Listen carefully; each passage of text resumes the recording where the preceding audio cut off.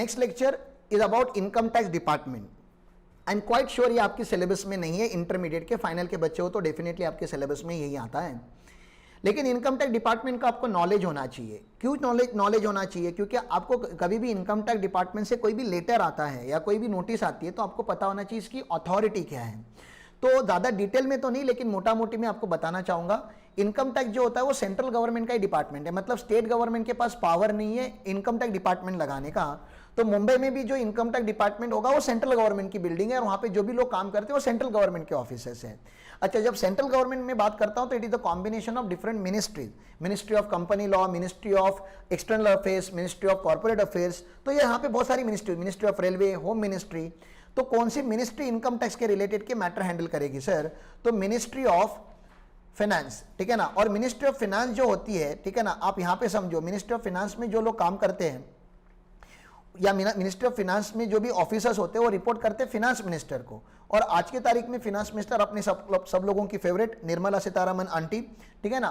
तो निर्मला जी जो है वो हमारी फाइनेंस मिनिस्टर है।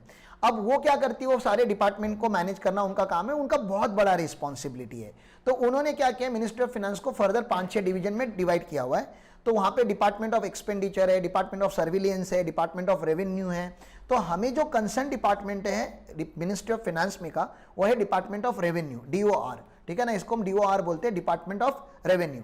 डिपार्टमेंट ऑफ रेवेन्यू के जो हेड होते हैं उनको रेवेन्यू सेक्रेटरी बोला जाता है। मिस्टर बजाज करके आपने अभी रिसेंटली उनका अगर कोई एक स्टेटमेंट वगैरह सुना होगा, तो he is the revenue secretary for the current date. तो सेंट्रल गवर्नमेंट है, सेंट्रल गवर्नमेंट के नीचे मिनिस्ट्री ऑफ फाइनेंस होता है, मिनिस्ट्री ऑफ फाइनेंस के नीचे डिपार्टमेंट ऑफ रेवेन्यू होता है, और डिपार्टमेंट ऑफ रेवेन्यू के नीचे 2 मेन बोर्ड काम करते हैं जिनका नाम है CBDT और CBIC।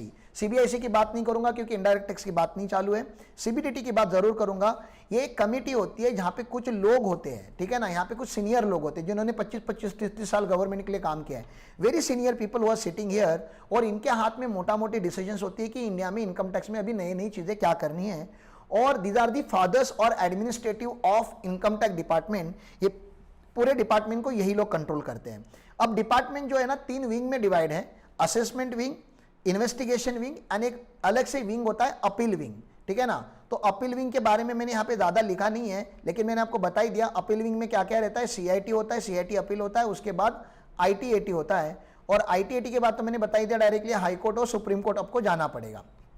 तो यहाँ पे हम अपील की बात नहीं करेंगे, लेकिन हाँ डिपार्टमेंट में 2 टाइप की विंग होती है, असेसमेंट विंग और इन्वेस्टिगेटिंग विंग। ये इन्वेस्टिगेटिंग विंग वाले जो होते हैं ना, ये इनकम टैक्स ऑफिसर के जैसे दिखते नहीं है, ये लोग ऑर्डिनरी होते हैं। आपने वो फैमिली मैन वगैरह जैसा सीरीज देखा होगा, तो वहां पे कैसे वो ऑफिसर नॉर्मल कपड़े पे ही रहते हैं, पुलिस के कपड़े पे नहीं रहते, बट वो लोग बहुत शार्प काम करते हैं, वो लोग बैकडोर्स में काम करते हैं, उनका काम ही होता है चीजों को ढूंढना। तो आगे जाके आर्टिकलशिप में आपको कभी पता चलेगा ना कि आप किसी कंपनी को ऑडिट कर रहे हैं, वहां पे झोल वगैरह हो रहा है, तो ट्रेन बस में उसको डिस्कस मत करो अपने दोस्तों के साथ। यू नेवर नो, आपके बाजू में जो खड़ा है वो इन्वेस्टिगेशन विंग का एक ऑफिसर खड़ा है, और आपके डिस्कशन से बेचारे ने जाके इन्वेस्टिगेट किया और उसको सच में कुछ मिल गया, और अगर मैटर बहुत ही सीरियस होगा, पता चला आपको स्टेशन से उतर के आपको ही लेके जा रहा है। हाँ, तो इसलिए सीक्रेसी करके एक बात होती है, क्योंकि आर्टिकलशिप में you will be knowing many things about many people, तो you are not supposed to disclose that openly because it is highly secretive data. Income tax is a very personal matter. तो ये investigation वाले लोग होते हैं, इनको हम directors के नाम से जानते हैं। They are known as the directors, principal directors general, principal PGD, मतलब इनका फुल फॉर्म क्या है, principal director general of income tax, director general of income tax, principal director of income tax, director of income tax, additional director of income tax, joint director of income tax, assistant director and deputy director. तो director करके अगर word आता है किसी भी officer के पीछे, तो आप समझो कि वो बाप ऑफिसर है, वो इन्वेस्टिगेटिंग विंग का ऑफिसर है, वो असेसमेंट विंग का नहीं है। वो असिस्टेंट से इंटरेक्ट करने के लिए, बातें करने के लिए, गप्पे लड़ाने के लिए वहां पे नहीं बैठा है, वो बैंड बजाने के लिए बैठा है। तो आपको कभी भी किसी भी डायरेक्टर डिपार्टमेंट से अगर नोटिस आया हुआ है, समझो कि उन्होंने आपको पकड़ लिया है, ठीक है ना। लेकिन असेसमेंट विंग भी हमारे यहां पे होती है। असेसमेंट विंग में सबसे छोटे ऑफिसर से अगर मैं चालू करता हूं रिवर्स, तो सबसे छोटा ऑफिसर जो होता है उसको हम TRO बोलते हैं, टैक्स रिकवरी ऑफिसर। अगर आप डिफॉल्ट करोगे तो आपके घर पे जो टैक्स लेने आएगा वो आएगा TRO, टैक्स रिकवरी ऑफिसर। उसके ऊपर जो ऑफिसर होता है उसको हम इंस्पेक्टर बोलते हैं, जो थोड़ा सीनियर ऑफिसर होता है। इंस्पेक्टर जो होता है वो हमेशा ITO को असिस्ट करता है। ITO are the real income tax officer, क्योंकि इनका नाम ही है इनकम टैक्स ऑफिसर्स, लेकिन क्योंकि इनको कंट्रोल करने के लिए हमें उनके सीनियर्स बनाने पड़ेंगे, तो यहाँ पे हमें असिस्टेंट कमिश्नर और डिप्यूटी कमिश्नर लगाए जाते हैं। असिस्टेंट कमिश्नर और डिप्यूटी कमिश्नर्स के सारे पावर इंटर एक्सचेंजेबल होते हैं। एक्चुअली देखने जाएंगे तो डिप्यूटी कमिश्नर थोड़ा सीनियर होता है, असिस्टेंट कमिश्नर थोड़ा जूनियर होता है, लेकिन उनके पावर जो इनकम टैक्स में सेम है, तो हम उनको स्लैश करके हमेशा रखते हैं कि एसी ने भी साइन किया तभी भी चलेगा, डीसी ने साइन किया तभी भी चलेगा।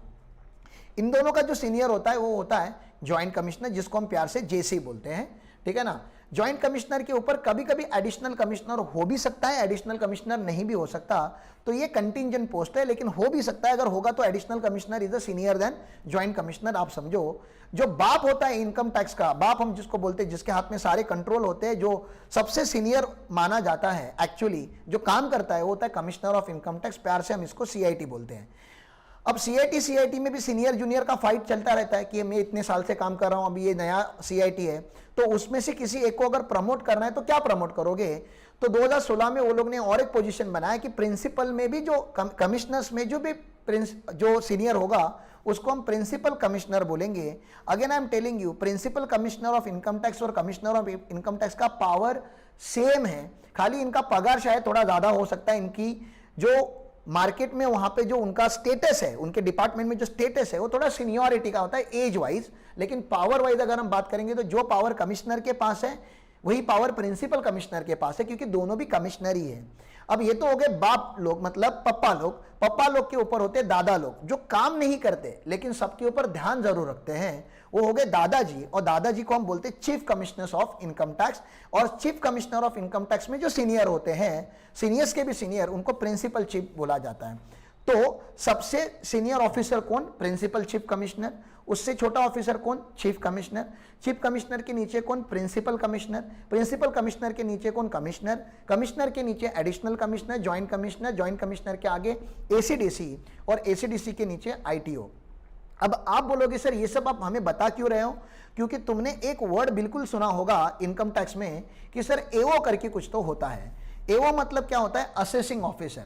अब असेसिंग ऑफिसर करके इनकम टैक्स डिपार्टमेंट में किधर भी पोजीशन नहीं है। आपको मैंने सारे ऑफिसर दिखा दिए, लेकिन इधर किधर भी ऑफिसर को, किसी भी ऑफिसर को मैंने एओ नहीं बोला, because AO is not a officer, it's a group of officers, जिनको हम प्यार से इन कंबाइन बोलते हैं असेसिंग ऑफिसर, जो आपका रिटर्न क्रॉस चेक करते हैं। आप जब रिटर्न भरते हो तो आपका रिटर्न यहाँ पे जहाँ पे क्रॉस चेक किया जाता है, उन ऑफिसर्स को हम असेसिंग ऑफिसर्स बोलते हैं। और वो जो पावर जो है वो इन लोगों के पावर से जनरली एओ का मतलब होता है, और ये एमसीक्यू में पक्का आ सकता है, तो आपको पता होना चाहिए असेसिंग ऑफिसर कौन है। AC, DC, AD, DD, ITO मतलब कौन सर?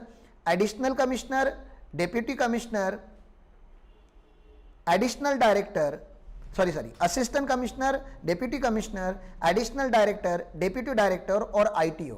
ठीक है ना। ये जो लोग हैं यहाँ से, यहाँ पे आप ध्यान दो, मैं यहाँ पे आपको चार्ट में बता देता हूँ यहाँ पे कौन से लोगों की बात की मैंने इन लोगों की बात की, इन लोगों की बात की, ठीक है ना। और इसके बाजू वाले इन दोनों की बात की। तो ये एसी, डीसी, एडी, डीडी, ये 4 लोग सीनियर लोग हो गए, और आईटीओ, ये 5 ऑफिसर्स को मिलकर हम बोलते हैं एओ। कभी कभी वर्कलोड बहुत ज्यादा होता है तो सीबीडीटी के पास पावर है कि वो एडिशनल कमिश्नर या एडिशनल डायरेक्टर को, या जॉइंट कमिश्नर और जॉइंट डायरेक्टर को भी, वो क्या कर देती है? नोटिफाई कर देती है कि भैया आपको भी एओ के जैसे काम करना है। क्योंकि कभी कभी कंपनीज भी बड़ी होती है, जैसे रिलायंस हो गया, टाटा हो गया, जेएसडब्ल्यू हो गया, इनके कैपेसिटी में नहीं आता वो मैटर, तो वो मैटर्स को स्पेशल एओ की रिक्वायरमेंट होती है। वो सीबीडीटी जब डायरेक्ट करेगी, directed by CBDT in circular, तभी जाके वो लोग एक्ट करेंगे एज एओ। चलो ठीक है, आपको जो काम का था मैंने बता दिया। This is my income tax department, और इसके आगे की कॉन्सेप्ट्स हम नेक्स्ट लेक्चर में करेंगे।